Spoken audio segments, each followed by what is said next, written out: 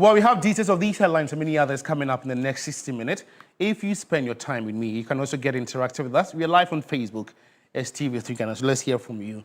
The news begins now, and a clash between military personnel and miners at Chebi Zongo in the Ebuakwa South Municipality has turned violent after gunshots were fired by the military personnel. One person was shot and is currently receiving treatment at a hospital. The Eastern South Police Command has confirmed the incident and says investigations are underway.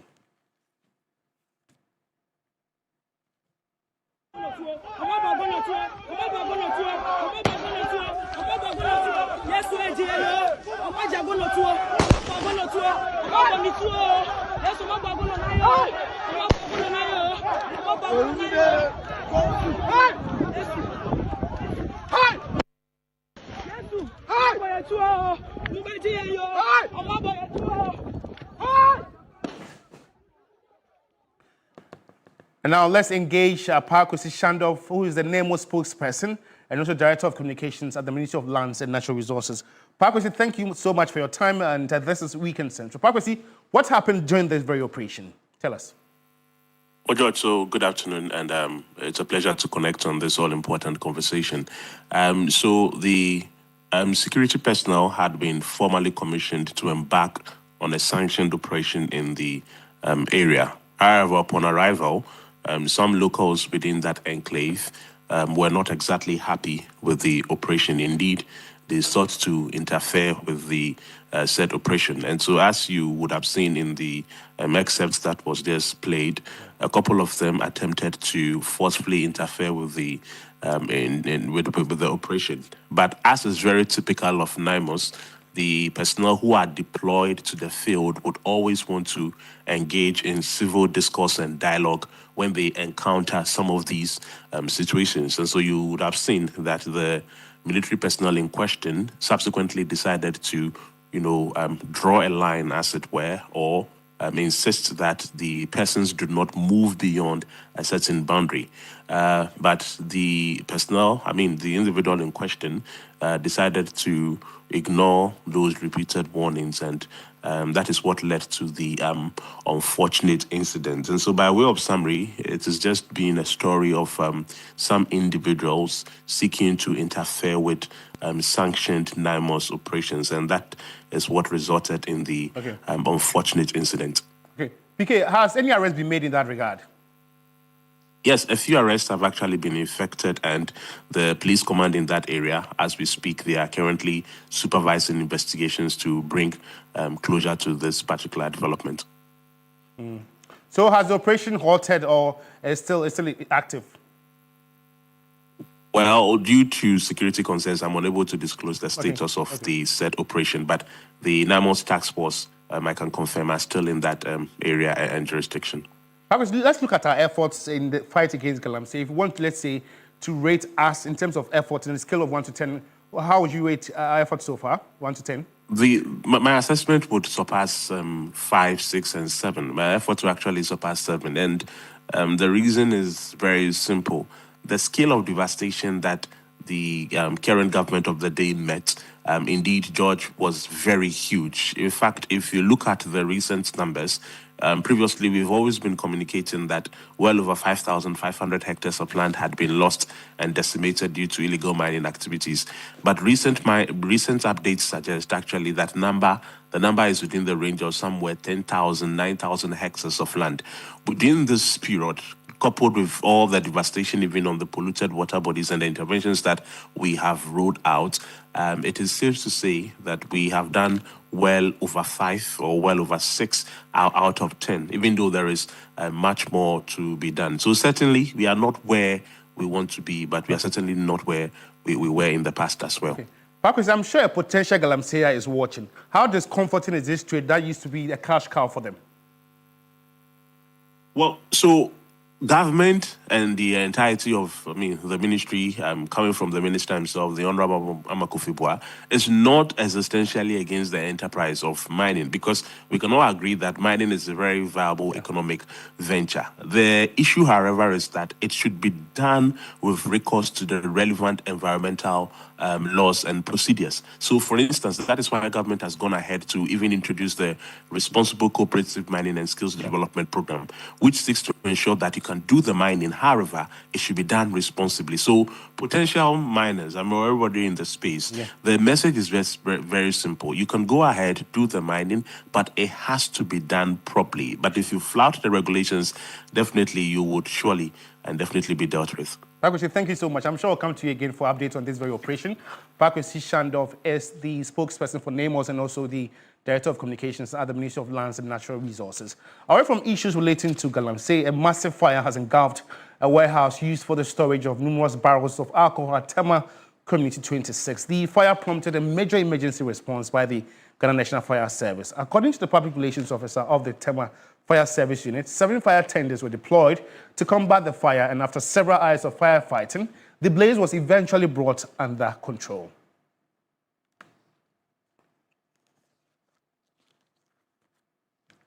Well, let's speak to the outfit. Let's speak to DO2 Ebenezer Yenzu, and he's a Tema Ghana National Fire Service PRO. Thanks so much for your time. And how long did it take you to actually battle this inferno? Ebenezer, if you can hear me. Okay, so let's hear from Ebenezer, who is the PRO for the Tema Ghana National Fire Service. We currently at Tema Community 26, just behind the Palace Mall. There's a road that leads to a company, a warehouse that is called Smart Inc. Company. That is where a warehouse that stores some raw materials have been affected by the fire. Currently, we've been able to confine the fire, and we are restricting the fire from spreading to the other adjoining parts of the warehouse. Some parts have been salvaged as we speak, and there are other aspects too that we're trying hard to ensure that we can be able to douse the fire. We have some loading area where we have barrels of alcohol being stored there. And so those are the places that we're having the multiple explosions occurring from there. But as we speak, we've been able to control the situation. The explosions have ceased for now, and the fire is still raging on, but it's not spreading to the unaffected areas as well. It started this dawn around the 6 thereabouts. We are trying hard to be able to ensure that we can be able to limit any casualty level. There's no casualty level as we speak. Nobody's injured from the fire.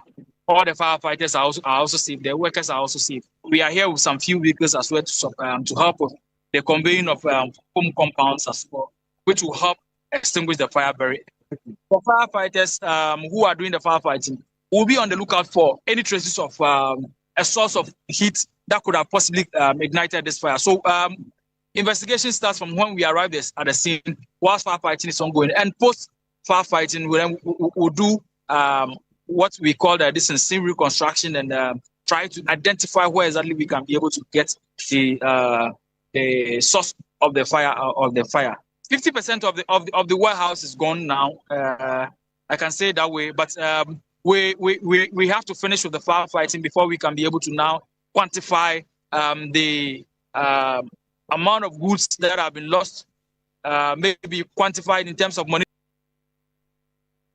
DO2 Ebenezer Yenzu is the PRO for the Tema Ghana National Fire Service. Away from Tema, let's move up north. The youth of Salaga in the Ghana East Gonja municipality this afternoon demanding a more sustainable power supply from the Northern Electricity Distribution Company, NEDCO. Their demand follows months of unstable power supply to Salaga and its environs. This is the third time the youth are holding such an engagement after 3 demonstrations against the company yielded no positive result.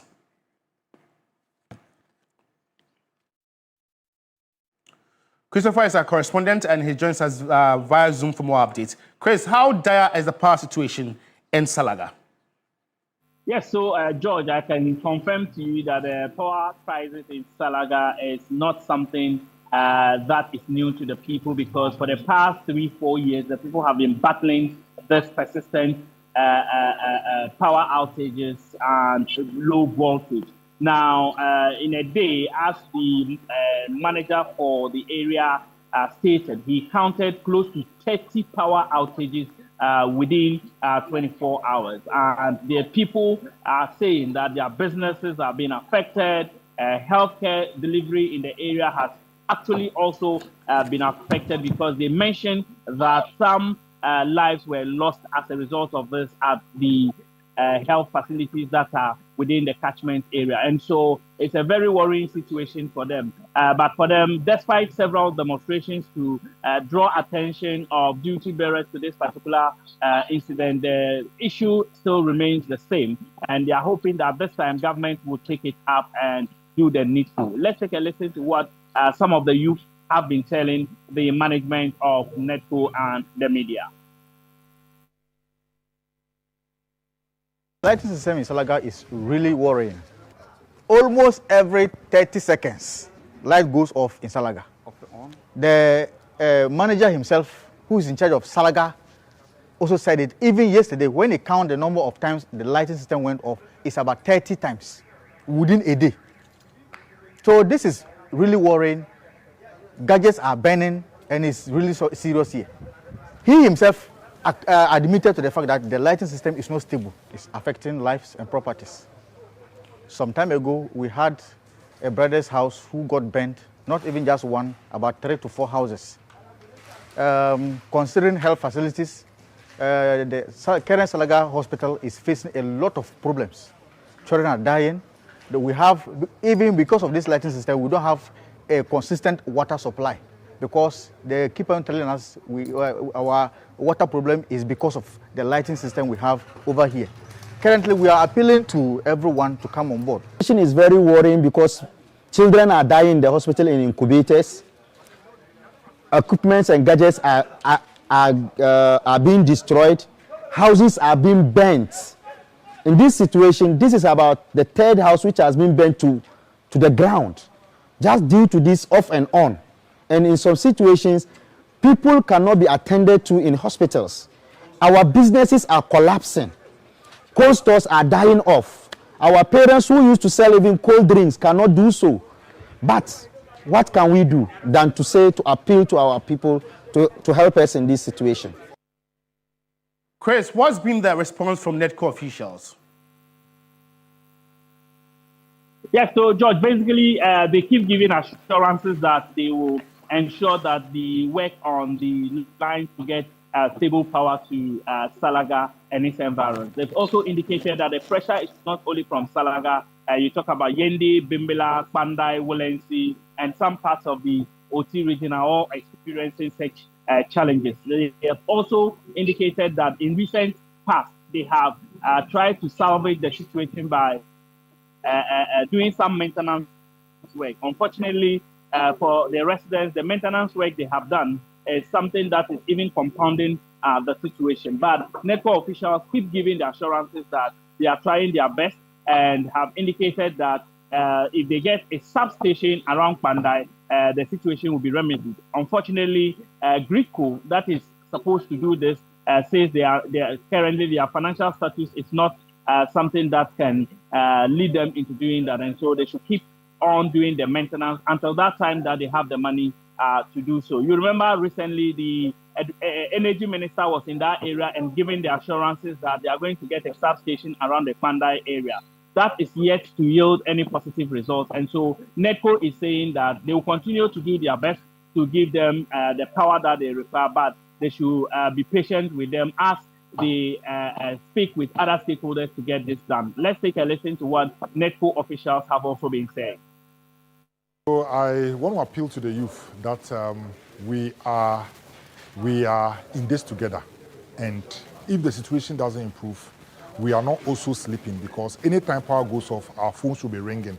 Anytime power goes off, our major stakeholders will be calling us, and we are unable to have peace of mind to even think strategically to improve on the situation. So I'm just appealing that demonstration may not solve the problem, but what they have already initiated by inviting us to come here to dialogue, to explain to them what we are doing to improve the situation. I believe that after this engagement, those who have mind to demonstrate, I don't think they will still go ahead with the demonstration because they are aware of what we have done, and we have reminded them of some of the improvement projects that we have injected into the system, which we are continuing to do, and then we'll do until the permanent solution comes up. Castro, thanks so much for your time. And Castro Christopher Amwako, pardon me, is a Savannah regional correspondent. And this very afternoon, residents of Salaga are protesting against unreliable power supply in that very area. So they want NEDCO to actually respond accordingly. And our parliament is considering a constitutional amendment that will allow Ghanaian dual citizens to occupy public offices currently restricted by Article 8(2). And the proposal has sparked debate after the Council of State advised Parliament to halt consideration of the Constitution of the Republic of Ghana, Amendment Bill 2025, citing constitutional concerns over the bill. The Constitution of the Republic of Ghana Amendment Bill 2025 seeks to amend Article 8, Clause 2 of the 1992 Constitution. Article 8, Clause 2 of the 1992 Constitution currently bars persons who owe allegiance to another country from occupying certain public offices. These include the position of Ambassador or High Commissioner, Secretary to the Cabinet, Chief of Defense Staff, Service Chiefs, Inspector General of Police, and other officers prescribed under the Constitution. One of the leading proponents of the bill and Member of Parliament for Impriso, Davis Nsa Opoku, argues that the amendment would enable Ghana to benefit from the expertise, investment, and international experience of Ghanaians living abroad. If you want to be able to attract the needed talent, the needed resources, the needed skills to move nation Ghana forward, we should not create any barrier for any Ghanaian, whether a person holds a dual or doesn't hold a dual citizen.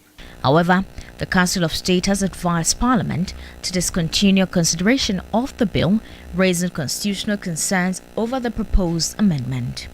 I received the advisory opinion of the Council of State on the Constitution of the Republic of Ghana Amendment Bill 2025. The bill seeks to amend provisions of the Constitution relating to citizenship-based qualifications from public office. The bill was referred to the Council of State on 30th March 2026 in accordance with Article 291, Clause 2 of the Constitution for consideration and advice. The Council has duly rendered its advice and in doing so has advised against the passage of the bill by Parliament. Although the Council of State recommendation carries considerable weight, it's advisory and does not bind Parliament, which has the constitutional mandate to determine the fate of the bill. Member of Parliament for Akwatia, Bernard Bediako-Beidu, there is nothing fundamentally wrong with the current constitutional provision. However, he believes any attempt to amend citizenship and public office eligibility requirement must be approached with caution. We must tread cautiously. You see, at the end of the day, much as I understand and I agree, and the current legal dispensation is that you cannot. That is why Jechi Kwezin and others had those issues. People have said that it doesn't matter. Elsewhere, people can be. There are other places you cannot also be. Yeah.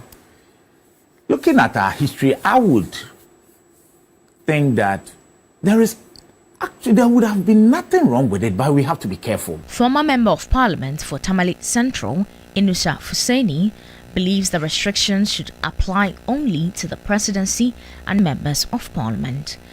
A member of Parliament is a representative of the people. And the people here are citizens of Ghana.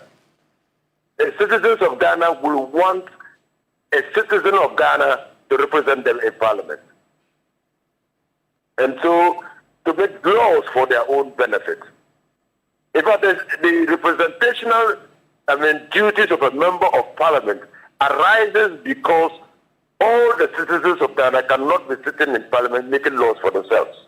If approved, the amendment would allow dual citizens to occupy public offices that are currently restricted under the Constitution, Parliament is expected to decide its next course of action after considering the Council of State's recommendation. Under Chapter 25 of the 1992 Constitution, constitutional amendments must follow clearly defined procedures with entrenched positions, requiring approval through a national referendum. Whether Parliament proceeds with the Dual Citizenship Amendment Bill, despite the Council of State's advice, remains one of the key constitutional questions before the House. And Yunam Haliga, TV3 News, Accra. In more news this afternoon, for many residents across parts of the Greater Accra region, the rainy season has brought more than flooded streets, and from stranded motorists and damaged vehicles to commuters abandoning their journeys altogether, the daily commute is taking a growing toll.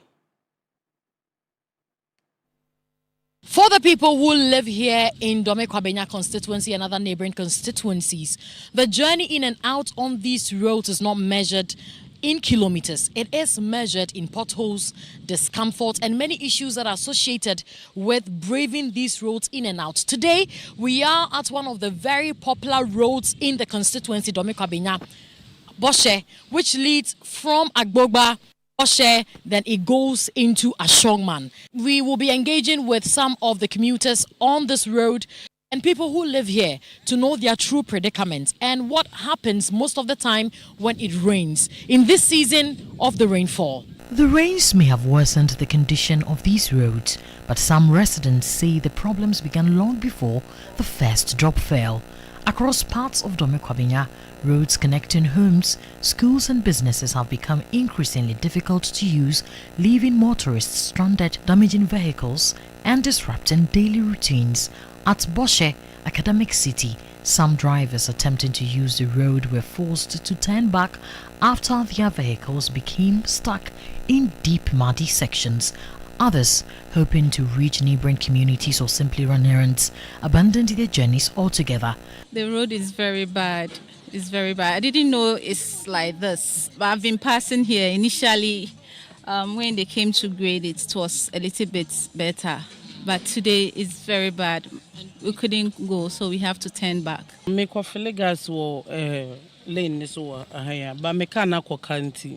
car got stuck while I was running an errand, so I had to turn back. We appeal to the government to fix these roads. It's more than 5 years.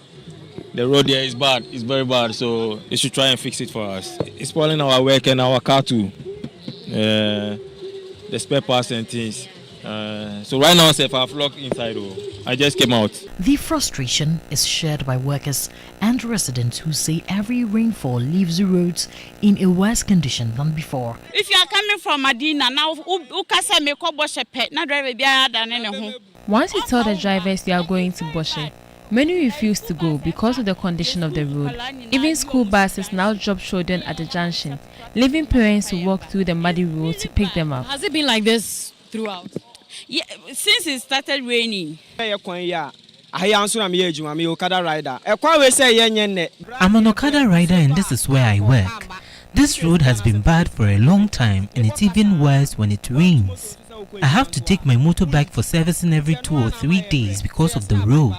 A day after a first visit to the area, little had changed. This is Academic City, Boshe. Academic City, the school is just right on my extreme right. And as you can see behind me, there are some workers on the ground trying to level the ground to make the road motorable for cars and for vehicles to be able to pass through.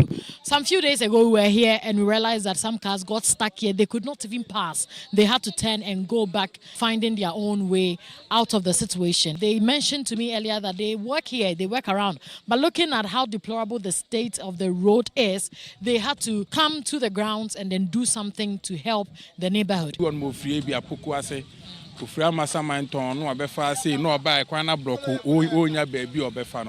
We reported the road to the assembly and they promised to fix it, but nothing has been done. so we decided to level the muddy section ourselves. This is an important alternative route that helps ease traffic on the Hachi Road. Actually, in the middle of the interview, we have encountered a situation here, very typical of what I earlier on explained, that there are cars who try using this road and then it gets stuck. And even though they are trying to level the grounds, they were trying to direct the driver of this car to come through. A few kilometers away at Ashoman City, another challenge had emerged. Construction work on the road had stalled, leaving motorists to create their own paths around unfinished sections. I cannot use my car right now. I am going to look for money to even pay the mechanic. My car is rightly with a mechanic because the asset road got it damaged. Many people who are not even around here to explain their side of the story, but if you interview people who pass their car here every day, over 100 people will complain about having an issue with this project. We see it as a step in the right direction, but it seems the contractor is a problem. He says it is the same motorbike he now uses to take his children to school, describing the situation as both unsafe and inconvenient. The District Road Improvement Program Coordinator DRIP for the Ga East Municipal Assembly, Seth Agui, acknowledges the concerns. We started this DRIP exercise last year, somewhere October. So from October to June last month, we've done almost 97.6 kilometers of roads. We reshape and grade them, So it's like we knew June, July, there will be heavy rains. So we had a special exercise that we put in place. We did Bosch Academy, I think last year. We poured a lot of lateral because there are bigger holes there. When you do anything after the rains, it washes everything. There are a lot of requests to the assembly. And myself, the engineer and the MC are working on that. And with that, we need a lot of lateral at that very stretch, before we can do something. Head of Environment and Sanitation at the Ga East Municipal Assembly say many drains within the municipality have outlived their capacity, making them unable to cope with the volume of water generated by rapid development and expanding communities. All those culverts, they have been earmarked for, redesign and reconstruction. And then, apart from the culverts, the secondary drains along the roadside and storm drains, they are all undersized. Some are also silted. So the undersized drains, they have also been earmarked for construction. Once the drains are constructed, then the roads will follow. From Boshe and Ashongman, Agbogba to Abokobi and Teman, residents share one concern. It is not just about the rains. It is about roads they say are becoming harder to use with every passing season, leaving residents and motorists to bear the cost through delays, damaged vehicles, and disrupted livelihoods. Residents hope the response from authorities will go beyond temporary interventions and deliver roads that remain safe, reliable, and passable, rain or shine. Safa Waini, TV3 News. Dome Kwabenya. I'm here wondering where Safwa parked a car before doing this very report, but that takes us to a very first commercial break. We're back with more news. Stay with us.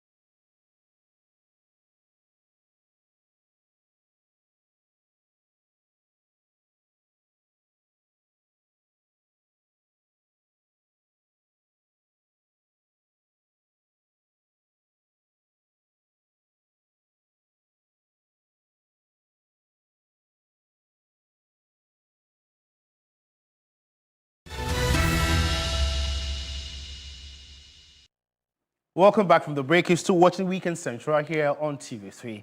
And now, universal health coverage will remain out of reach unless Ghana produces more specialist healthcare professionals.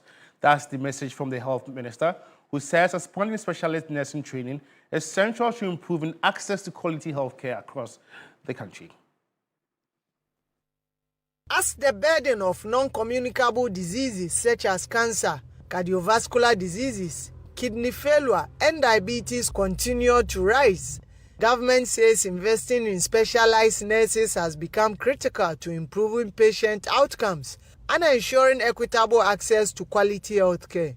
Addressing the first cohort of 145 nurses enrolled in post-basic specialist program in cardiology, critical care, endocrinology, oncology, and nephrology at the Nursing and Midwifery Training College and ENT Nursing School in Kumasi, Health Minister Kobina Minta Kando said strengthening Ghana's health workforce is indispensable in achieving universal health coverage. The healthcare landscape is changing rapidly. Advances in medicine technology and disease patterns demand specialized knowledge and skills. Our vision is to produce additional nurse specialists to fill critical gaps in our local healthcare system. The Ministry of Health is committed to working closely with educational institutions, teaching hospitals, professional bodies, and development partners to expand specialist nursing education and ensure that graduates are equipped to meet national and international standards. To encourage more nurses to pursue specialist training, the minister announced that priority for steady leave will be given to healthcare workers serving in rural communities and those admitted into the specialist programs. Chief Executive Officer of the Komfanochi Teaching Hospital, Dr. Pakwesi Beidu, reaffirmed the hospital's commitment to the program. Demonstrate that commitment. We have 15 of our nurses being part of this first cohort. They are all given full scholarship, and that has been approved. So a steady leave with pay. As a hospital, we will play an integral part in your training so that your training doesn't become just theoretical, but hands-on. So that after the 4 semesters, you will be what the country needs, what Komfanochi needs. Principal of the Kumasi Nursing and Midwifery Training College, David Benjamin Sampson, described the program as a huge milestone in strengthening Ghana's health workforce. The modern patient does not only need a nurse who is compassionate. The modern patient also needs a nurse who is technically competent, clinically confident, specialized and evidence-driven, and able to function effectively in high-pressure settings. This is why these specialized programs are so important. Government says expanding specialist nursing education forms part of a broader strategy to build a resilient healthcare system capable of meeting the country's growing health needs, while ensuring that every Ghanaian has access to quality specialist care, regardless of where they live. I'm sure this story will be of grave concern to my director, Michael Anani. There's a warning for persons who may be tempted to consume dead animals, including chickens that drowned in the recent floods. Experts say eating such animals could unleash deadly diseases, fueling outbreaks of bird flu, Ebola, and other life-threatening infections. Floods wiped out a significant number of livestock, especially poultry. But beyond the farmer's heartbreak, a deadly danger looms.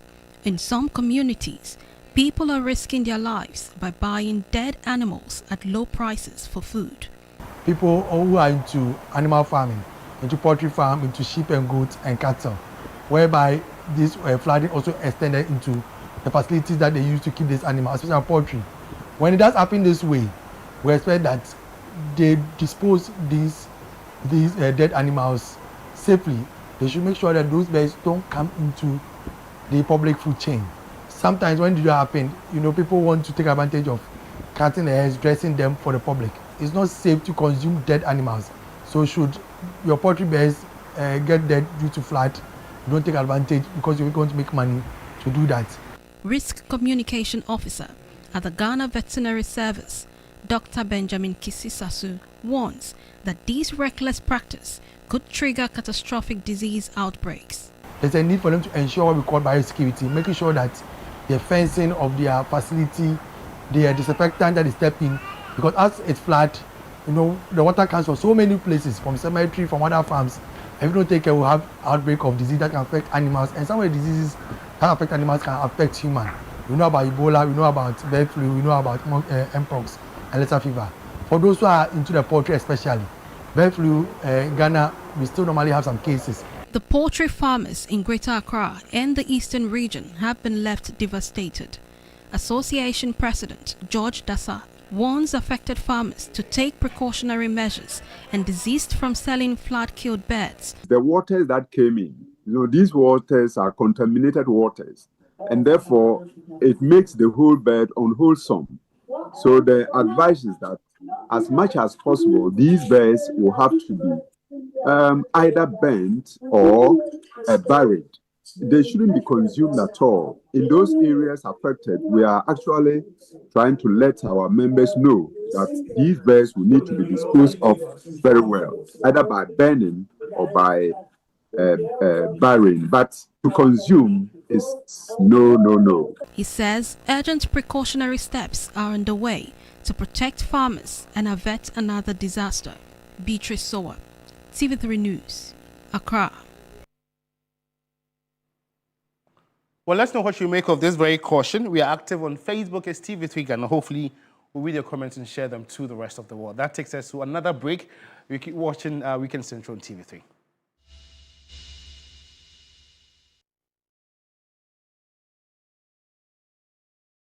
When malaria strikes your home, it strikes everything. No more endless worry because of malaria. Fight malaria back with Vegatem. Vegatem is effective, safe, and fast-acting against malaria. Vegatem tablets stays effective right to the very last tablets. Vegatem is also available in suspension for children.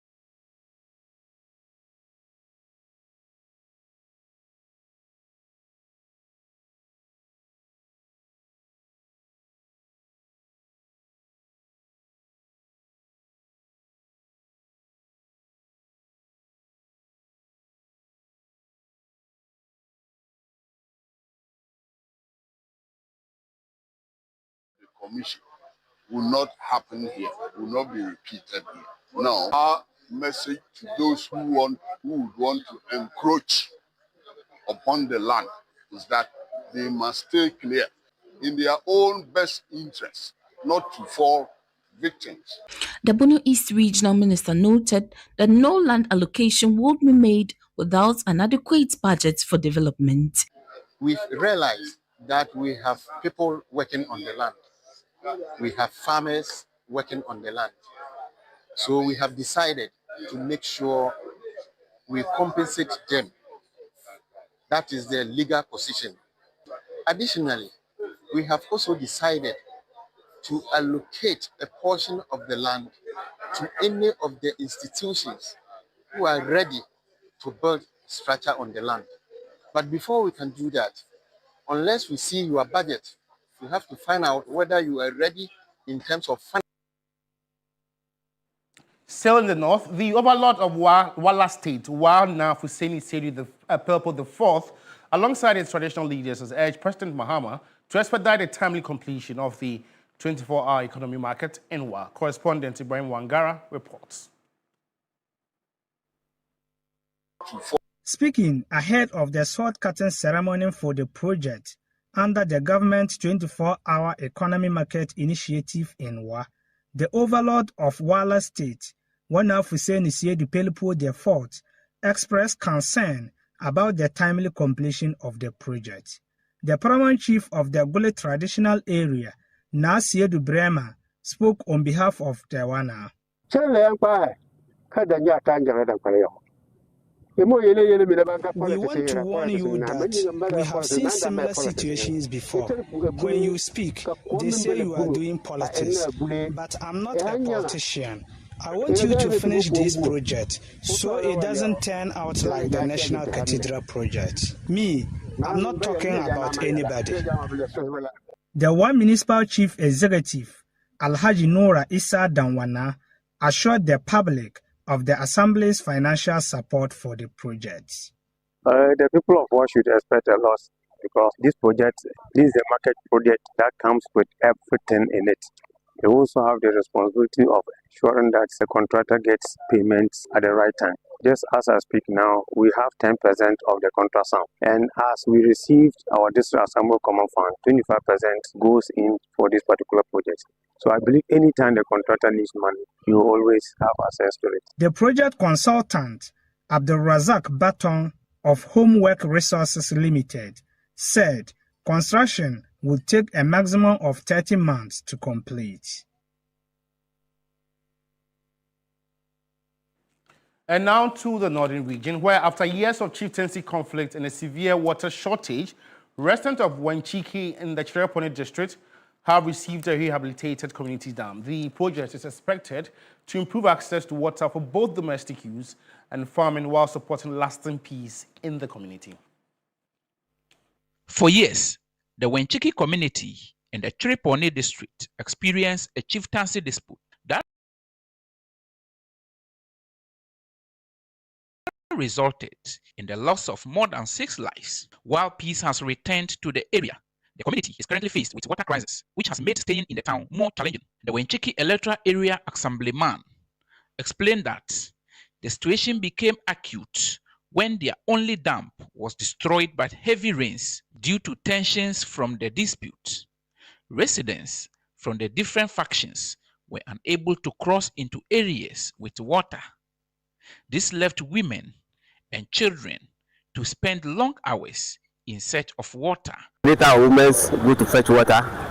They fight over the water because we only have one borehole, which is not enough for the community members to use. So the people queue to fetch water in the community, and for that matter, it creates a lot of violence in the community. To explain that, the community was divided into two.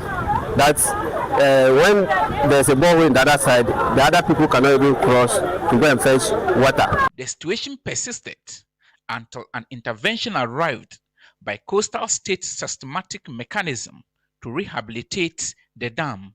Today, the project is finished and the facility has been handed over to the people of Wenchiki to serve their farming and domestic needs. So the provision is meant to, increase access to water, especially for women, who are the bearers of or who face a lot of the barriers to access to water. So this will help reduce the tension at the water points and increase access to water and reduce tension. During the commissioning of the dam, the Northeast Regional Minister, Ibrahim Tia, urged residents to embrace lasting peace, warning that government will not tolerate anyone who fuels conflict in the area. We want peace. Cherpone is noted for needless conflicts, and the conflicts are about nothing but just a small piece of land. You are the same people. Whenever there are issues, let's sit down and dialogue and talk and get resolutions to it. But I want to assure you that we will not, I repeat, we will not sit down and allow people to take arms against one another. Any community that does that and we come in, the people that will be apprehended. I'm appealing. Cherpone Chief, Wenchiri Chief, all stakeholders here, including the District Assembly, the security agencies, we will not sit down and allow people to foment trouble, and the laws of the land will be applied decisively. Well, that's our time will allow us this very afternoon. The news actually came to you live from the news hub here at Atesawe Kanda. For more news updates, just log on to our website, s3news.com. In a world where you can be anything, just be kind. It costs nothing to be kind. Hot Issues is up next at 1 p.m. with Kevin Nyawano. Good afternoon.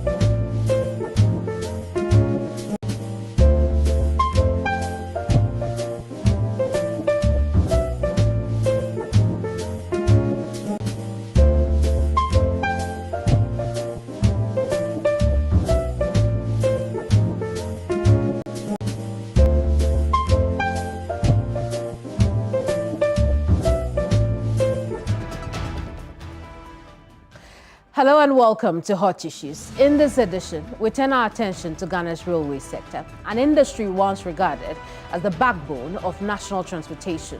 After years of disappointing performance, it finds itself at a critical point of transformation, once again raising questions, important questions about infrastructure, accountability, and national development. What should be different this time to guarantee success?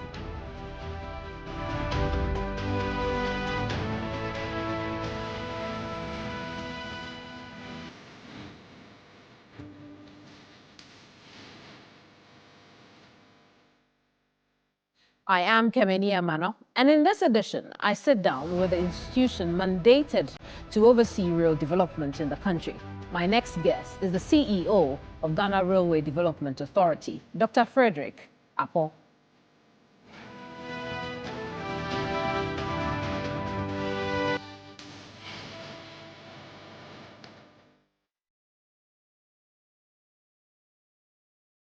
Register now for the second edition of the Ghana AI Summit from the 29th to the 30th of July 2026 in Accra, Ghana. Theme: Artificial Intelligence for Economic Growth and Job Creation, Innovation, Inclusion, and Future Jobs. Incorporating Ghana National AI Challenge and Ghana AI Awards 2026. Join policymakers, industry leaders, startups, researchers, and global experts to explore how AI can accelerate development, boost productivity, and create sustainable jobs. This is more than a summit. It's a platform for collaboration, innovation, and real impact. Visit the Ghana AI Summit and awards at GhanaAISummit.com to participate and empower yourself with AI skills and knowledge. Ghana AI Summit 2026 is organized by Knowledge Innovation in partnership with Deloitte and Media General. Call 0242 555135 for more details. 2 days, 3 regions. From Accra through Kwao to Kumasi, hundreds of kilometers of rhythm, road, and discovery. Hundreds of riders expected. One national journey. This is more than cycling. This is Ghana in motion. 28th and 29th August. 3FM Tour to Ghana 2026. Ride the rhythm. Discover Ghana. Loading. Are you ready?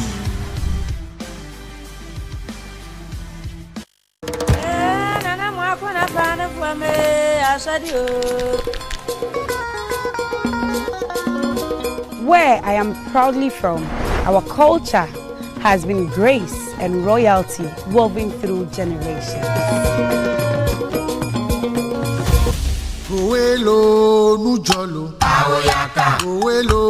For 20 years, Ghana's most beautiful has celebrated the beauty and soul of our nation. And this year, I pass on the crown to the 20th queen.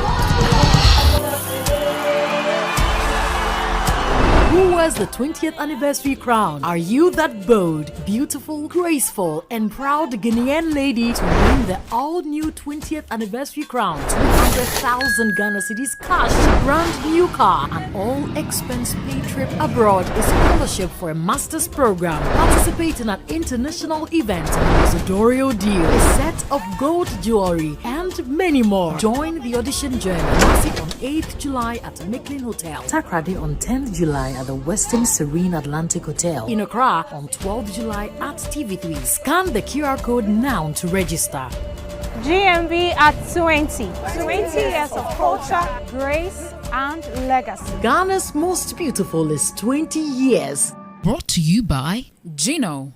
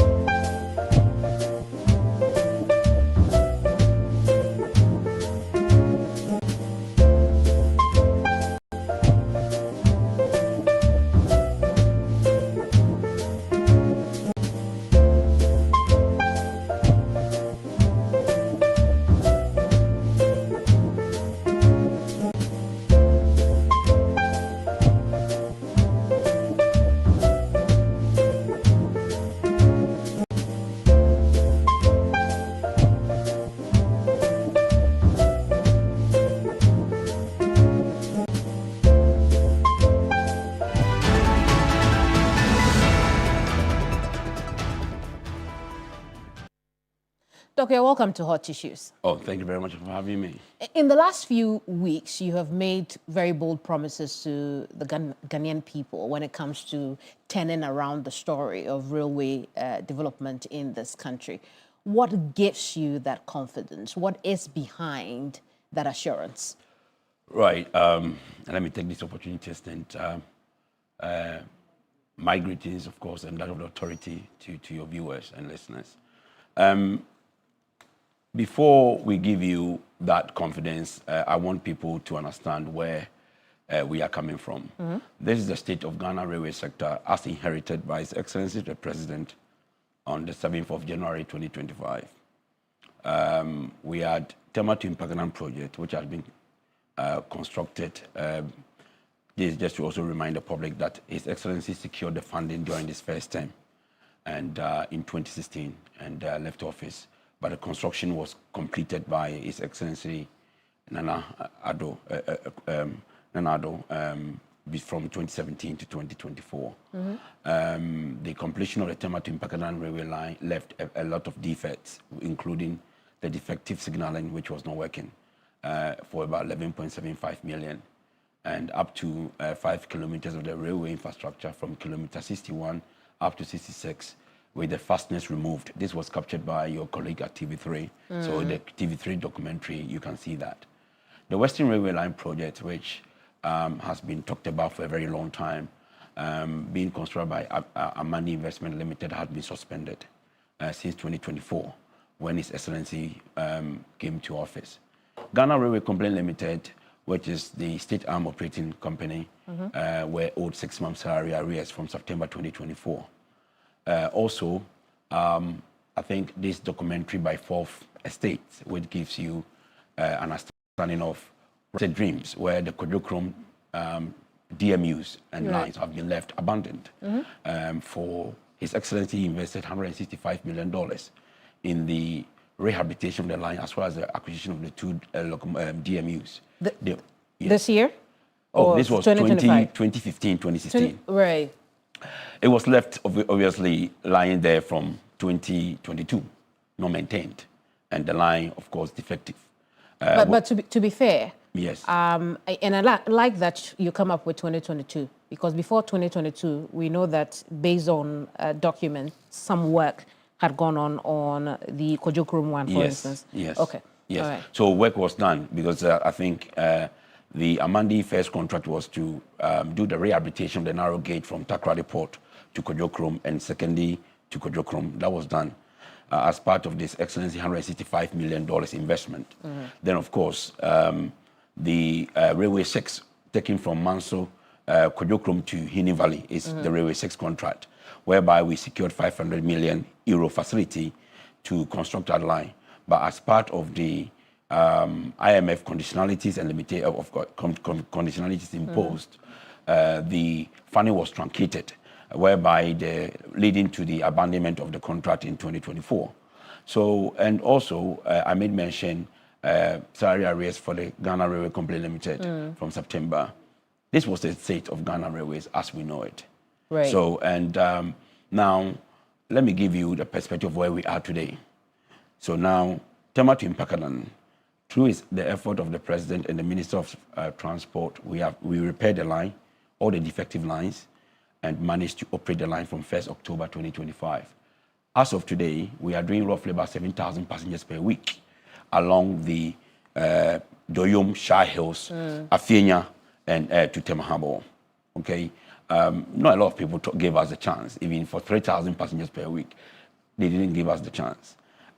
We managed to, the salary arrears, through the effort of the President and that of the Minister, as well as the board of GRDA, we managed to actually pay up to about 8 months salary arrears for the Ghana Railway Company Limited. Okay. And now we also have an additional payment, which we are going to do very soon. So you still owe the workers? We still owe some workers some salary arrears from How many months time. of unpaid At the salaries? moment, we have about 10 months that we have not paid. Okay. But we have truncated it through at the policy level to the minister as of May 2026, whereby we are working with the Trade Union Congress and also the National Labour Commission to make sure certain agreement can be reached. And these 10 months include when you took office? Yes, these 10 months include, because what we did was to settle this area race from the September 2024 together with everything, because Kemeni, you understand that the president was inaugurated in 7th January. Appointment by ministers was done around March, April. So to even the minister going through the series of activities to know what was the state, you are given maybe May. As of October, through the effort of the president and the minister, effort was reached, and agreement was reached to pay up to about 18 months salary arrears. But these bills up every day. And through the effort as well, we have managed to reach an agreement with them through the ministerial level, whereby certain amount to be paid, including negotiation for their compensation will be reached as part of the discussion at the policy level. That is for the Western region. And as of April 2026, this year, through the effort of the minister as well, the DMUs that were left since 2022 and 2023, we have repaired the DMU, we have repaired the line from Kojokrom, Second D, and Kojokrom Takrady, Kojokrom Second D. The DMU is now working as of April 2026, and some selected staff of GRCL are operating that line. We'll talk about that line and a few other lines, but on the subject matter of the sector being able to take care of itself. You say that now you're doing 7,000 passenger. On the Tema to traffic. On Tema and Pakadan line, right? Are you able to pay yourself at this point? No. Passenger service anywhere doesn't pay. I want to make it clear. Passenger service provides a social value, and of course, decongestion of our roads, and of course also it helps improve the productivity of the workforce. That has been the fact. And people always compare. If you go to China, there's, let me bust a few bubbles. The Chinese government, I've worked in China, they spend $47 billion annually as a subsidy for the passenger service. Okay, Europe, let's look at it. Even in central London, the London Underground, a lot of people admire and uses. We spend a lot. The central government plus the City of London spend equivalent to about 10 to 11 billion pounds annually to subsidize this service. Similarly, in Europe, everywhere else, they do. Yes, I'm not saying passenger service is not good. This is good. But it can only be sustained through, for example, as a developing country, we cannot always, due to the competing interests, we must be very smart and think outside the box to see how we can sustain the service. Therefore, the introduction of cargo service. Cargo or container services or freight, guaranteed freight volumes is what pay for the infrastructure, is what pay for the investment, and it's what we can use as an authority to cross-subsidize the passenger service, which seems to be much more of providing convenience, not necessarily profit for the citizens. So that comes to my point in terms of what has happened. So through the initiative of the minister, we realized that the Volta Economic Corridor, Tema to Mpakadan line, has already been constructed. Ceremonially commissioned as of November 2024. Passenger service alone, the amount received, passengers pay 15 cedis. That will not pay for that will not even pay for fuel, even let alone overheads. Right. So you have to look at innovative ways to do that. So through the minister's, the policy directive of the minister, we started looking at, okay, right now the limitation is we don't have a RAM port. But to have a RAM port at Mpakadan is an interagency collaboration. It's not railway. We are a land transportation organization, authority. Our mandate ends at the lake. Beyond the lake, you have Volta Lake Transport, you have GAPOA, who are the regulators and operators. You have Maritime Authority, among others. So it has to be an integrated approach to understand that. So we had to look at, okay, beyond or just before the lake, what are the demands? And it immediately came out that we have demands of decongestion at the port. Shipping lines asking us to obviously move the containers from Tema Harbour, which is already congested, to what we call it, corridors along the N1. So in October, we provide the market assessment to the minister. He asked us to look into the market, and therefore the introduction of the cargo trains, as you are hearing about. So it is not just about understanding the demands. The demands are there, and therefore this has been achieved So your turnaround strategy is to focus on freight. Yes, freight-led economic corridors. Yes. I see. How does that fit into the 7-year plan for railway development, the master plan? Yes. First of all, the master plan by itself is not what I call a railway corridor, or will provide or answerable to the railway demands. Similarly, signing a memorandum of understanding is not an achievement or an investment or reaching a financial close. Why would you say that when the master plan was built on the 2013 plan? The Yes. 2013 plan is NDC 1. Yes. So why would you say that there's not the best at this? Because, let me put it this way. You are asking a private investor to come and spend $2 billion or more on an investment. What must be done is that we must turn it upside. We have to look at it the other way around. Railway must be built on economic corridor. So this is what we are doing differently as an authority. At first, it's nice to have a corridor going through all the capital cities and that.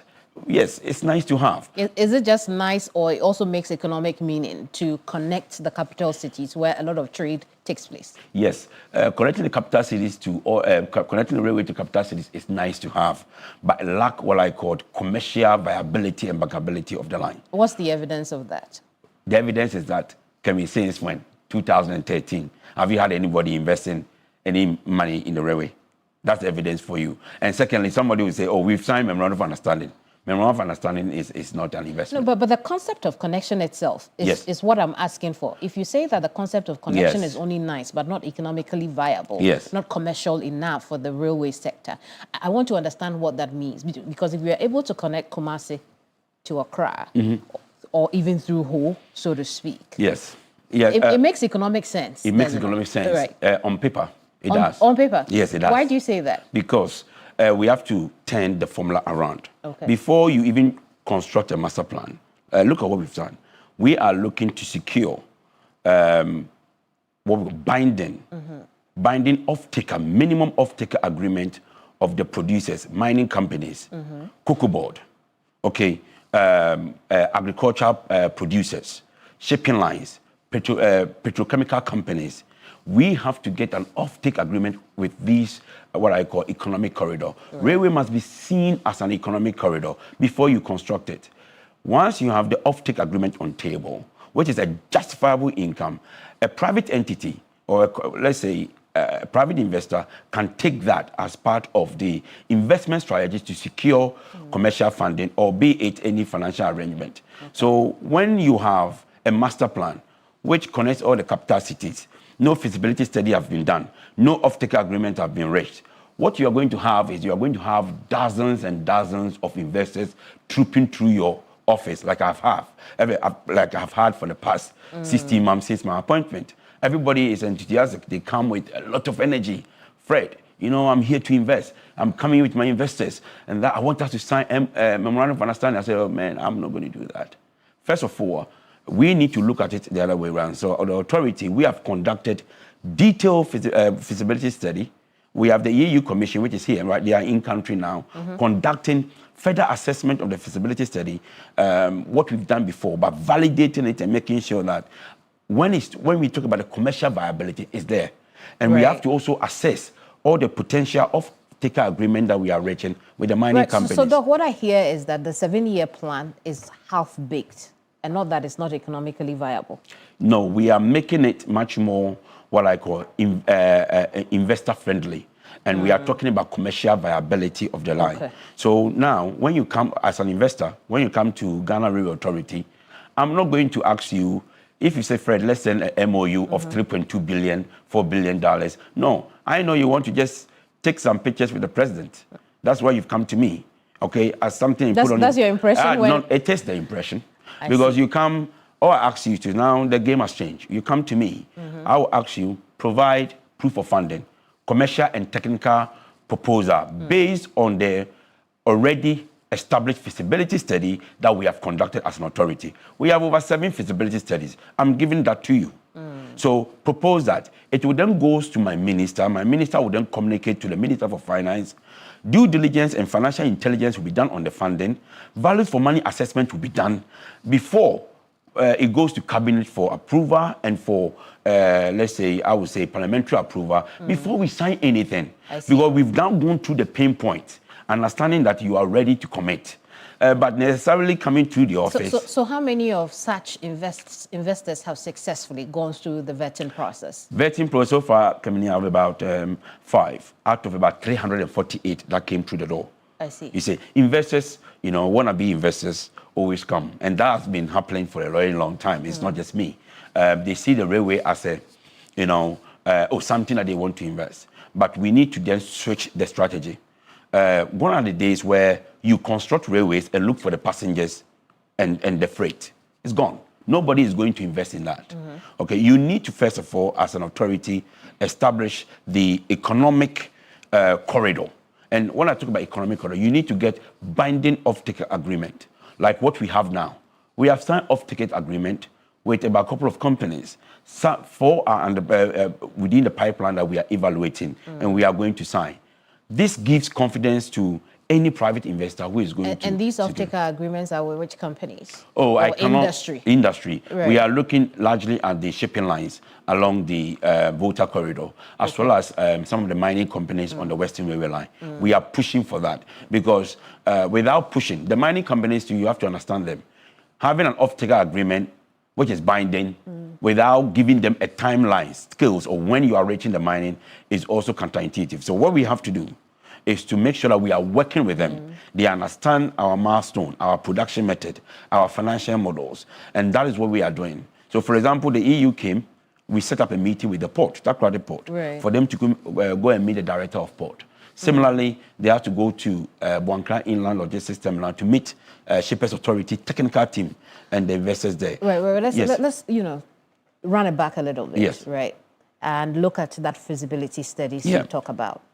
Are there any of our current lines that, based on your feasibility studies, you think we should let go because they are not viable? I wouldn't say we should let go. We have all the feasibility studies available.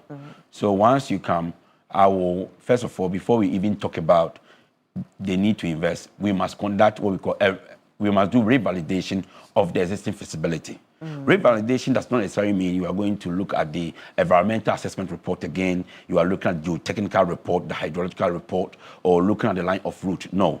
We are potentially looking at evaluating the commercial viability, the off-taker agreement, speaking to these producers along the route. Because, tell me, you are asking somebody to come and invest pension funds of $2 billion, insurance company funds of about $3 billion in an infrastructure. And you are looking about 20 to 45 years.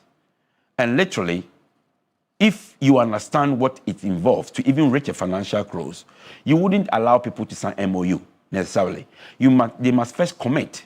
And to commit is for them to actually commit in validating the existing feasibility study, not necessarily going through the feasibility study again. And that will give them the assurance, because to attract a commercial loan, lenders want to see that. Lenders want to know what is the commercial sustainability investment that is on this corridor that you are asking for project financing.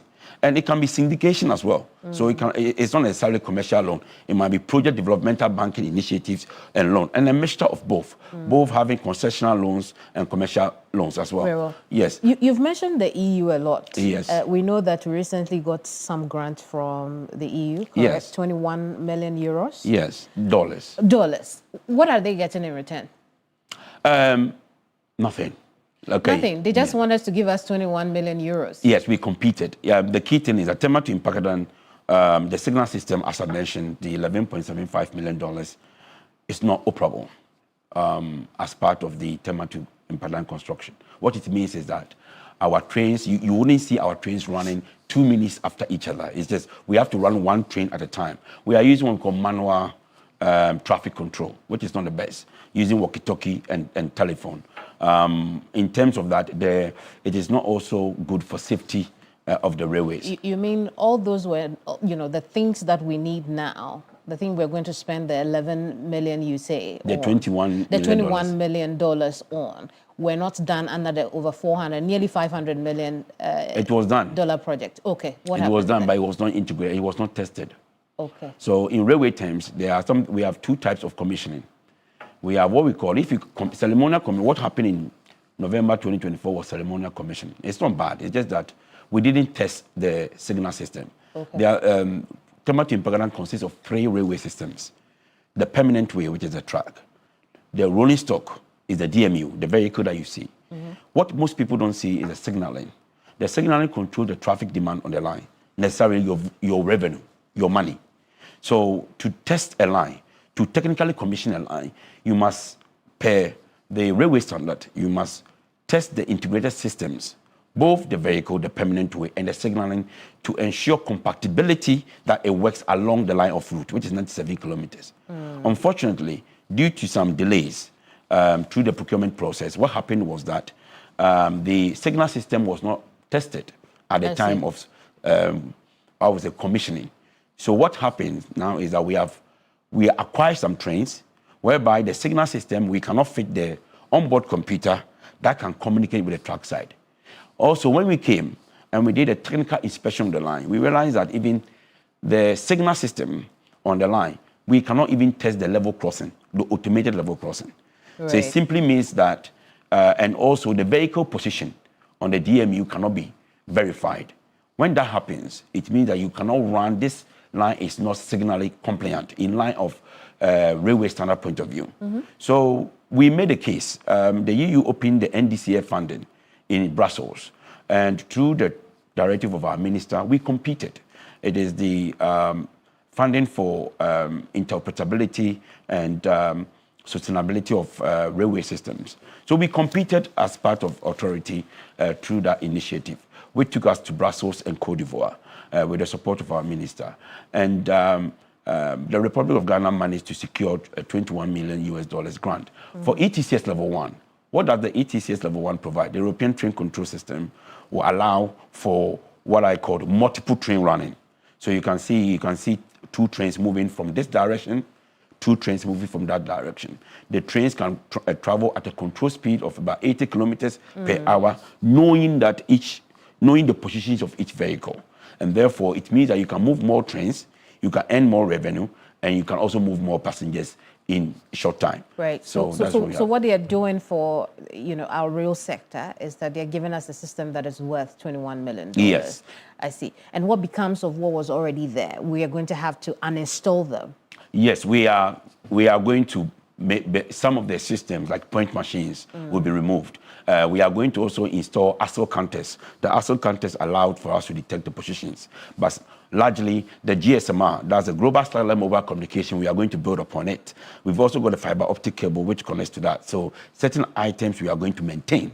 However, the point machines, ASIL counters will be installed as part of the new system, as well as fitting the EVC, the European Vital Computer, on the DMUs that we have acquired as well. Regarding the locomotive, it is easy to install on them because locomotive, we have already got GSMR installed on the locomotive that we have already acquired. But for the DMU, we will need work with the company that supplied PESA, which will cost us some money for us to make sure that we can install the onboard computer that was not installed back in 2024. I see. But why can't we go to the company that did it originally and have it done? Because, yes, we have raised, some defect liabilities have been raised. Okay. We have raised that with the contractor. Through the we have also made complaints. And we have also made some, I would say, decisions both at the management and going to the board level to make sure we are going to hold them responsible. The key thing is that the infrastructure, looking at the contract, must be compliant for signaling. It is not working. The government of Ghana, we spent $11.75 million on it. So we need to find legal route to be able to recoup our money back. So that's what we are trying to do. While we're on the subject of the Mpakadan line, Yeah. The DRCL has said, look, that should not be your business. Yes. Why are you doing something the law has not mandated you to do as the authority? I would say that we can look at the historical precedent of everything and look at where the Ghana Railway Company Limited is from where he started and where we are today. And I wouldn't want us to go into the issues of why Ghana Railway Authority decided as an authority to run its own stuff. The Ghana Railway Company Limited, by its mandate, was to run Ghana Railways, pay the authority, so our authority can then also look at further development and that. A lot of people refer Ghana Railway Development Authority as a regulator. We are not. The law clearly states that under the ministerial directive, GRDA may, the operative word is not shall, may act as a regulator. Okay? And within the law, the Act 779 also provide some mandate for Ghana Railway Authority to appoint a private operator to also take up the line. You are looking for a private investor to come in and invest money and operate the line. So when people narrowly stay on the point that GRCL is a state-owned operator, yes, given that they are state-owned operator, let's look at the mandate requirement. Did they fulfill it back in the day that they were meant to pay the regulator or let's say the developer some money? But I don't want us to dwell on that. They never paid anything. So essentially, the non-performance of Ghana Railway Company Limited is why the authorities decided to run the line by itself. I wouldn't really want to go there. But that's what it sounds like. Yes, the key thing is that through the policy directive of the minister, authority was asked to run the line, and so far it has been run well. The Transport Ministry. Yes, policy decisions are taken at the ministerial level. We are the authority responsible to implement those policies. Yes, to implement those policies. And in line with those policies, we have tried as much as possible as an authority to run the what we call a Tema to Mpakadan line as the authority. Not just necessarily that. If you also look at it, let's look at the Sekeni Kojokrom railway line. Okay, they are mandated to run. Why wasn't they running it? 2022. It took the authority to go there and work on the repair and the repair of the line, repair of the DMU, and who did we give it to? There is no GRDA staff at Secondary running it. We've got some selected staff running it. So the inefficiencies of the Ghana Railway Company Limited as a state-owned operator is something as a model that we have to look as as a government and as a country to correct. Okay, private investment will potentially look at the inefficiency within the operational system and therefore try to correct it. So as an authority, we are trying to establish the best practices in terms of its operation mandate, in terms of operation, as well as encouraging private sector participation. So necessarily, it's not a matter of GRCL against GRDA. It's a matter of making sure that certain what we call it, inefficiencies in terms of what we have witnessed in the past since the Act was 2008. So that. Again, help me understand.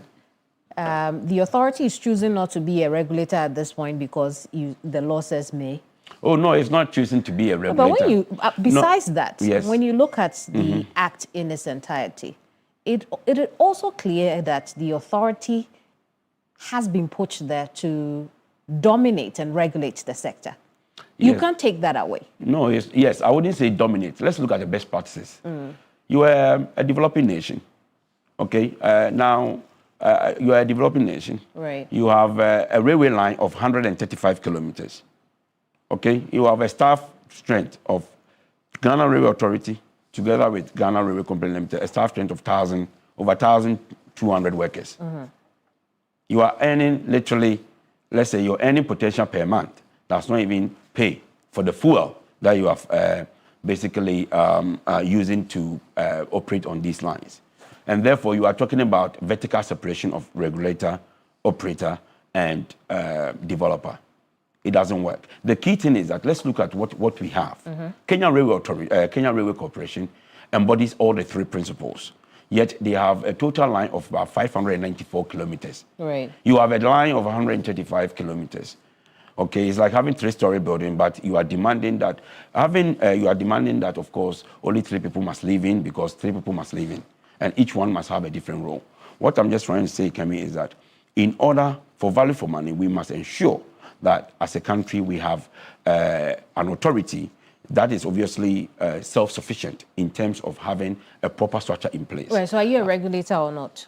The Ghana Railway Authority, per the Act, we are a regulator. Yes, but at the same time, we have the developing arm, and also we have the responsibility of appointing an operator on that. And that development and responsibility is why, you know, it's easy to argue that the inefficiencies of Railway Company Limited tells on, you know, the performance of the authority itself, because you have oversight. We have oversight, and the oversight responsibilities have been done over the years. But at the moment, when let's give a clear example of what is happening.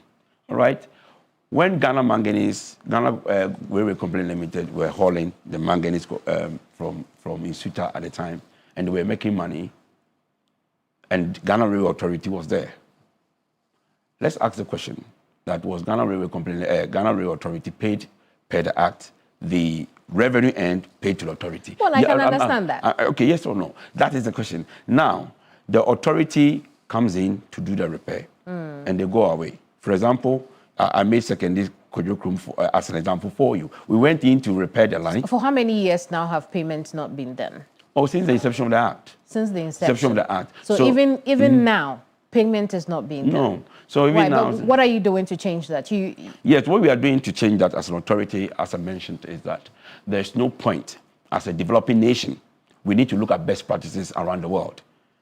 Your total line is 135 kilometers nationwide, functional railway line in Ghana. Forget about the 947 old colonial lines, because they have all been removed.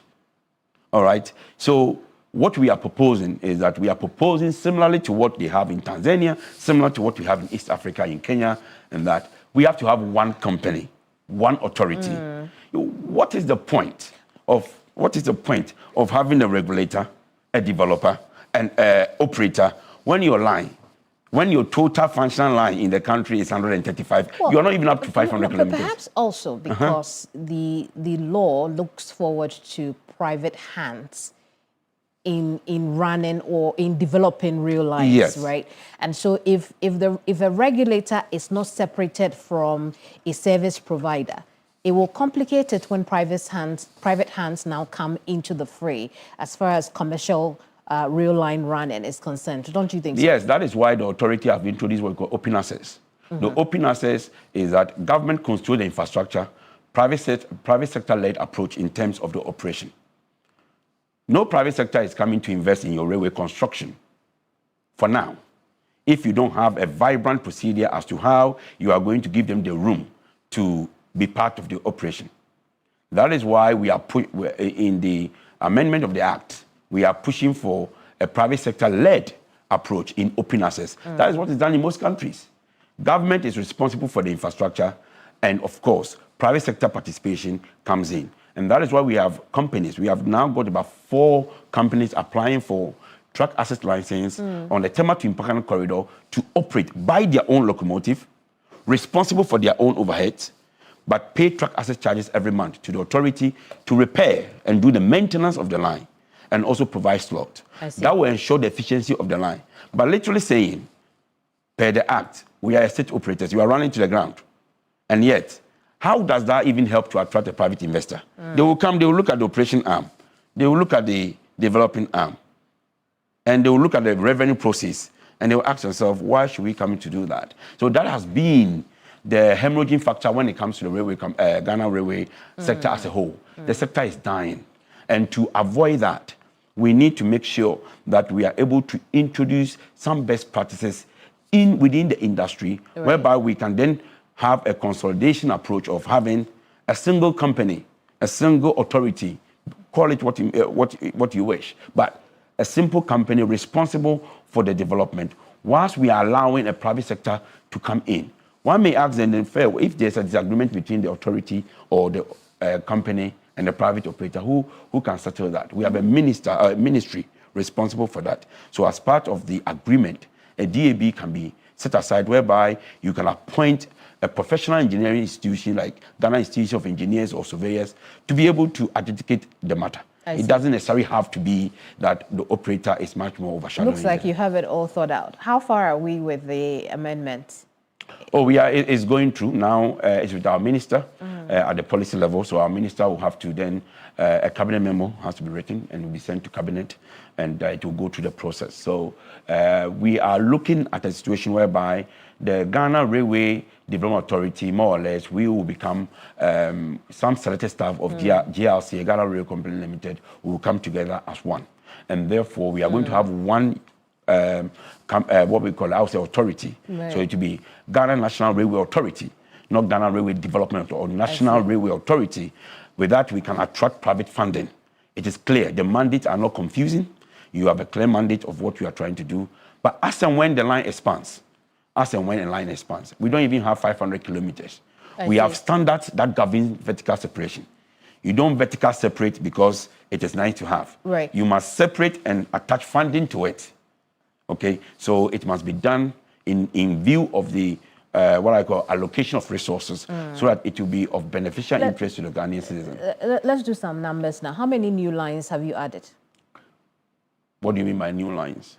Rail lines. Rail lines. Of course, the rail lines, if you look at it, we are adding additional 9 kilometers on the Western line. Okay. By September of this year. So if this line was suspended, as I mentioned, in 2024, through His Excellency the President and that of the Minister of Transport, we have managed to, the contractor resumed site in August 2025, and we are adding additional 8 kilometers by September. Also, recently, as 2.5 weeks ago, the Minister of Finance, together with Transport Minister, met at the Minister of Finance to agree on the contractor claims, whereby this will further expand the line on the Western Railway line. This will leave us shy of 19.2 kilometers to Nsuta. So the idea is that as part of our ongoing discussions through our minister, with the Minister of Finance, further funding will be secured to extend the line to Nsuta. I am confident as a government, at least, knowing what I know, and the progress made so far on the Western Railway line, His Excellency the President, at least to Nsuta, the Western Railway line will be done before His Excellency the President. Which have we done more since you took office, refurbishment or new lines? At the moment, repair of the lines have been done, and we are adding additional 9 kilometers. The issue has been that most of the legacy contractual issues were left not resolved, and these took a lot of time in terms of resolving them.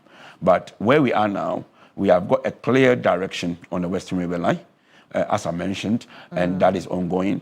The defects found on the Tema to Mpakadan line, because having a railway line whereby fasteners have been removed, it has been constructed, you can call it a new line, but you couldn't operate it. What kind of contractual issues did you have?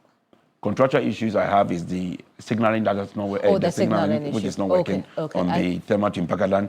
The 5 kilometers of fasteners removed between kilometer 61 and 66. You see, constructing a line is fine, but not maintaining it is just what I call from best practices. It's not something that can be considered as constructed. The key thing is making sure that the line is maintained while there.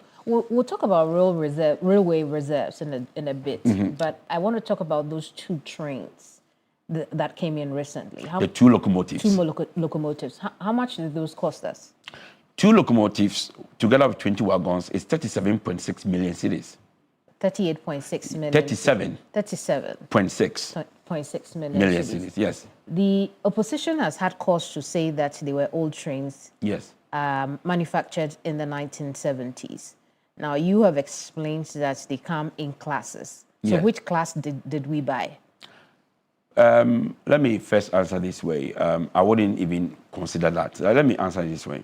Remanufacturing or refurbishment of locomotive is nothing new. They made mention of 1974 class, which is, 1974. This is a 1974 train. So a locomotive, and therefore it is old. We shouldn't have gone to procure it. I disagree with that emphatically. I gave the technical reason why. And for now, I'm going to talk to you, not just as an appointee of His Excellency President Mahama, but as an industry person for over 15 years. A locomotive class 56 has got 3 classes. First baseline was introduced in 74 to 83. I made mention of that. And these baselines were procured by DC Rail, Colas Rail back in the days in a Freightliner, working with those trains. The baseline 2, which was based on the improvement of the electronics systems and the traction motors, was also done from 83 to 84, from 83 to 89, thereabout. And also in the 1992s, the retraction and the refurbishment of the new DC rail was done. I will explain that traction motors being changed for baseline 3. Now we have class 56 up to baseline 8. You can do your own research. Don't go to Wikipedia. We have something like Google Scholar, transport journals that you can look. It will give you the fact, not Wikipedia and that. But in their haste, of course, I understand. I don't want to talk as in their haste to downplay what we've done. They quickly went, look at the age of locomotive and went straight for it and that. But let's look at who are operating class 56. You have these trains, these 2 locomotives and 20 wagons were destined for Eastern Europe. Okay, we were lucky enough. As of October, we identified the demand, as I mentioned earlier, just before the lake. Because of the round port that we need in Pakadan, we felt, okay, right now we have the line. We might as well use it. So when the demand and the off-take agreement became known to us, we had to quickly go into the market and secure something, secure a locomotive which matches the Tema to Pakadan line. A locomotive is not like a car. You don't go and buy, you can buy a car for any road, but a locomotive is designed per technical specification of the line. So Tema to Pakadan has got 3,000 horsepower maximum for the line. It has got a cant of 1.25 degrees. What the cant means, the turning, otherwise it will derail. The turning angle for it. You've also got what we call gradient in terms of the gradient of the slope on the line, which of course prevents what I call fallback. In railway terms, it will fall back when it's climbing. It has also got what we call, it's non-electrified line. It is not electrified, all right? So when you are going to the market to look for a locomotive, yes, there many people were talking about, going to China. Yes, we spoke to some people in China, but to get the maintenance history of the locomotives, we didn't get it. You will not be able to get a locomotive history, so you wouldn't know the maintenance history, the reliability history, and everything like that. But with Colas Rail, through our supplier, we're able to get the history of the locomotive. We're also able to identify some of the refurbishment activities that we needed to do. Okay, now let's talk about Union Pacific. In the US, they still use SRD-40, manufactured in 1962. Okay, let's use Colas Rail, DC Rail, GB Freight, and everything like that. These locomotives basically were all manufactured in the 1960s, but it has been remanufactured. So a locomotive is... So how do you respond to people who ask why we didn't get new ones? Could we have afforded new ones? Of course, not afford the new ones, but the fact of the matter is, yes, as a country, if we decide to go, we can afford it. But the key thing is that we have to also look at the immediate demands to what is available. And that is, it's not the first point of angle, but let me speak as a railway engineer. At the moment, even going for a new locomotive is not ideal. Because you have to allow what we call the infant mortality or the infant mortality to settle. I gave an example of Class 99, which was procured by JB Freight. It's packed. It's in the UK. Most people who knows the industry. Electronics issues in terms of heating of the electronic systems. When the temperature gets up, the system cools down. And therefore, we cannot, it cannot be used as efficiently as the Class 56. I also made mention that even if I'm giving $100 million today, as of course, not as a chief of through getting approval from my minister, and that of the board, I will convince the technical specification I will put down there for any manufacturing to take place will be Class 56, nothing else. I will give the same spec. So here's where I come in again, right? These locomotives we got from Colas Rail, and based on what you have told us, Colas Rail and Network Rail have worked together in the past in the UK. No, the Colas Rail is delivering the RATT, Rail Head Treatment Contract with Network Rail for £58 million. To us? No, not to us. I'm just giving a justification that the Class 56 that they were saying is a museum train. So what I'm trying to establish. Yes, that's what I'm just saying. The £58 million It's a contract signed. I was given a justification that the Class 56 units are still in use. It's not a museum train. It's not a museum train. I get that point. And now, what I'm trying to establish yes. now is there's a working relationship between Colas Rail and Network Rail. Yes, Colas Rail is a freight operator. Yes, right. in Britain. And then you worked for Network Rail. Me? Yes. Yes, I worked as a consultant for Network Rail. For Network Rail, right. Now, what assurance are you giving the Ghanaian people that you didn't choose to buy from Colas Rail because of your past relationship with Network? Oh, come on. The most important thing is that we look at the market justification. Okay. It's not past relationship. It's about establishing what is fit for technical specification for the line. As a railway engineer, we have to do what we call market assessment study. If the market assessment study points to a different thing, you can just say that. But at the moment, working for Network Rail has got nothing to do with the fact that I went to Network Rail chief executive and I said, okay, fine, no. It did not impair your judgment? It wouldn't impair my judgment at all. Refurbished locomotives? I have worked for, if you look at my profile, right. I have worked for Bombardier Transport, yep. I've worked for Alstom Transport, I've worked for Siemens Mobility, I've worked for Hitachi Rail, where I was based in Japan for 5 years. Right. Okay, and I've worked for Network Rail, including most of the SNCF as a consultant back in Europe. It's not about working for someone. It's about establishing what is right for Ghana. So one may also say, because maybe of your past relationship that you have, that's why you got a $21 million. No, it's not about that. It's about understanding what is there in the market. So this is the assurance I'll give the Ghanaian. When it comes to the vision of the president is clear. That has been communicated clear as a policy directive to my minister. You have the oversight responsibility of the board, chaired by able board chairman Richard Anamo, and you have a technical competence team that will look at the assessment report of that. During the purchase process, did you make known that you had a working relationship with Network Rail and Network Rail had a working relationship with Colas Rail? No, it's not about at the moment when the market assessment was done. We have a supplier who is leading that. Right. So the supplier will come with the assessment to the authority. Okay. We have to approve or disapprove. The question is that at the moment, per my background in the industry or my relationship in the industry, it doesn't mean that I will go to Network Rail. Network Rail is not using Class 56. Network Rail owns the infrastructure in Britain. You see, I didn't work for Colas. Network Rail owns the infrastructure in Britain.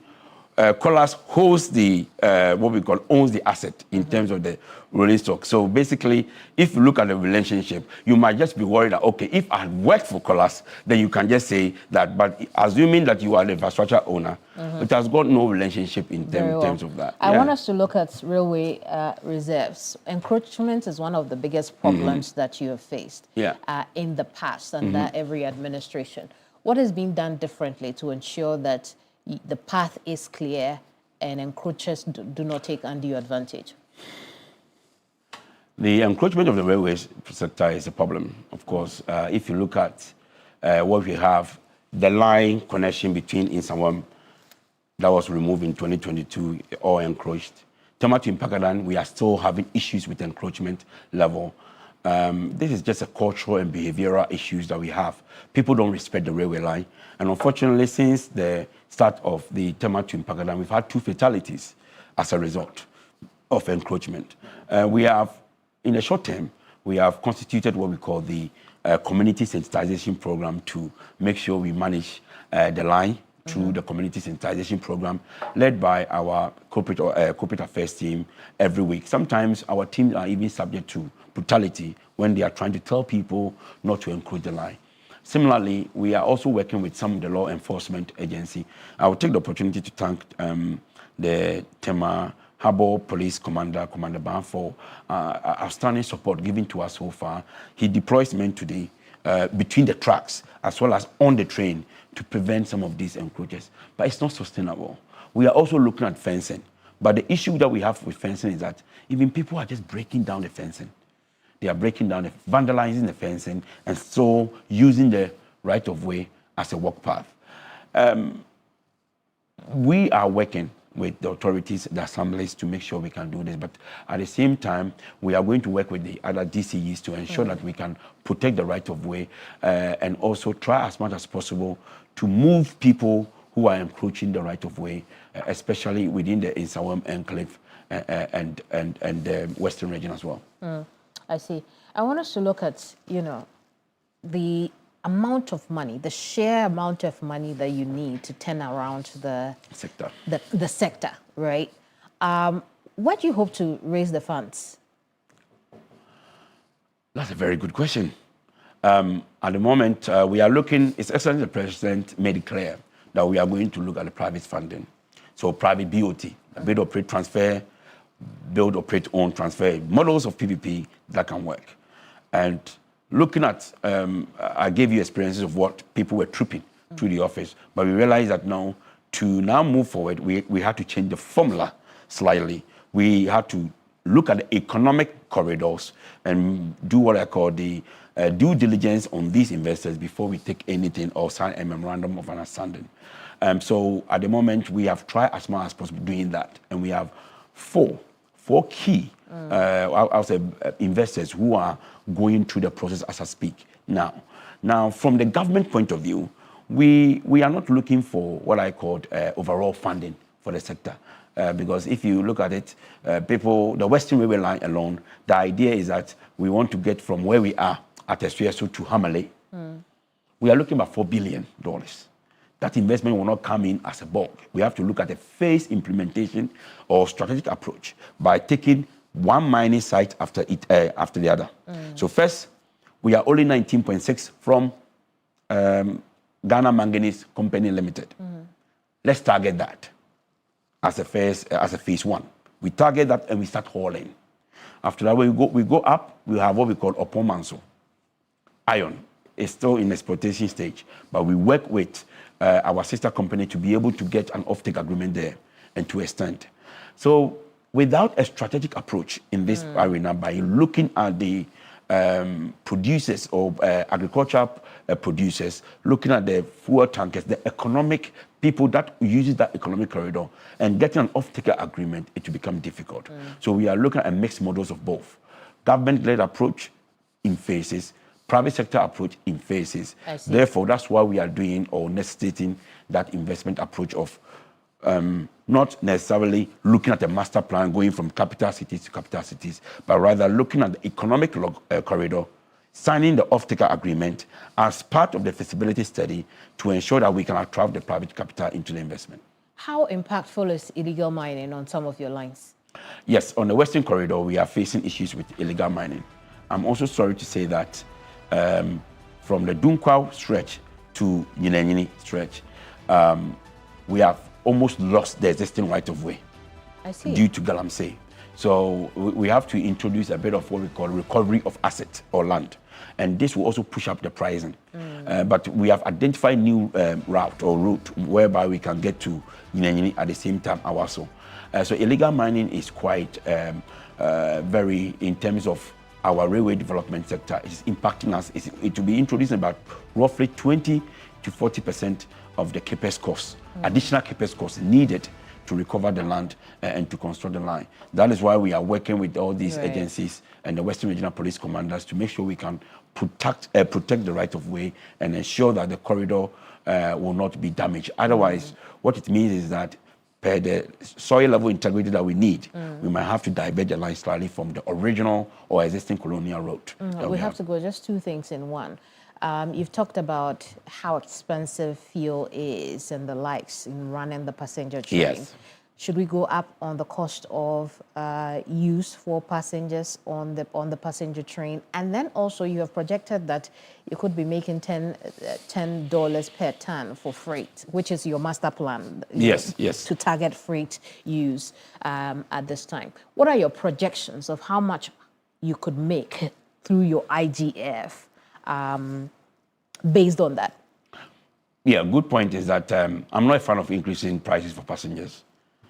In Takoradi, we started the pricing wrongly. We got a backlash for it. We started with 10 cedis per passenger. No, we had to go down to 8 cedis and 5 cedis. So it's not necessarily there. I think what we are looking at as a authority, that's the board and the management, together with the support of the minister, in line with the president's vision, is to introduce the cargo service. Cargo services need no subsidy. If you look at it, I'm not going to mention companies. At the moment, we signed an offtake agreement last Monday, whereby we are going to make, let's say, roughly $10 per container, okay, 40-footer container. And 20-footer container is about $5 or $8 per container. But we are also looking at the potential, what we call 15 euro per ton on the same stretch at the moment. This is what can pay, and we can use that revenue to then cross-subsidize. So by projection, how much could we be making? Oh, at the moment, for the first 2 years, in terms of the offtake agreement that we are projecting roughly about $3.1 million for the first 2 years. That is why my minister made mention that even with the right investment in terms of because you cannot do that with 2 locomotives and 20 wagons. You crash them. But the key thing is that you need to also have a redundancy. So whilst the other 2 are working, 1 or 2 is in maintenance, then after that you build a proper maintenance culture around these locomotives. They are workhorse. They can go as much as you need them, but you need to have a proper asset management strategy to back the asset utilization. That is why I'm very confident that the introduction of these 2 locomotives and 20 wagons will cross-subsidize the passenger service at Tema to Mpakadan, as well as the one that we have at Sekondi Kojokom. Do you plan to add coaches to the passenger fleet? Yes, additional coaches will be added, but the immediate need, especially on the western region now that we have, is immediate need is to go into cargo. Fleet-led approach will help us. When we sit down again, we'll measure you by that. Thank you for coming. Thank you very much for having me. Dr. Frederick Apo is CEO of the Ghana Railway Development Authority. We've been talking about turning around the sector for good. I am Kemini Amano, and this is Hot Issues. I'll see you same time next week. Bye-bye.